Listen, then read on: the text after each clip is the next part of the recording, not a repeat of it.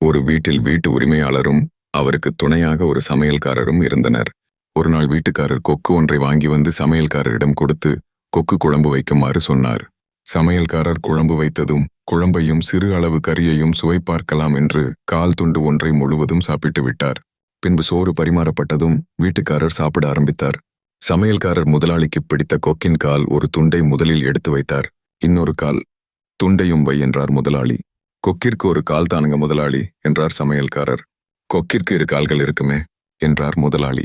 இல்லைங்க, ஒரு கால் தானுங்க என்றார் சமையல்காரர். முதலாளி எவ்வளவோ சொல்லி பார்த்தும் சமையல்காரர் ஒப்புக்கொள்ளவில்லை.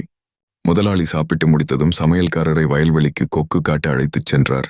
வயலில் ஒரு கொக்கு ஒரு காலை மடக்கிக் கொண்டு ஒற்றை காலுடன் நின்று கொண்டிருப்பதை பார்த்த சமையல்காரர், பாருங்க முதலாளி, கொக்குக்கு ஒற்றை கால்தான் என்று முதலாளியிடம் காட்டினார். உடனே முதலாளி தன்னுடைய 2 கைகளையும் தட்டினார். சப்தம் கேட்டதும் கொக்கு தனது 2 கால்களையும் மடக்கிக் கொண்டு பறக்க ஆரம்பித்தது. பார், கொக்கிற்கு 2 கால்கள் என்று சமையல்காரரிடம் காட்டினார் முதலாளி. நீங்க இப்ப கை தட்டியதற்கு பதிலாக சாப்பிட ஆரம்பிக்கும் போதே கை தட்டி இருந்தால் கொக்கிற்கு 2 கால்கள் வந்திருக்குமே என்றாராம் சமையல்காரர். டீ பிரேக் ஸ்டோரி சேனலை சப்ஸ்கிரைப் பண்ணிக்கோங்க.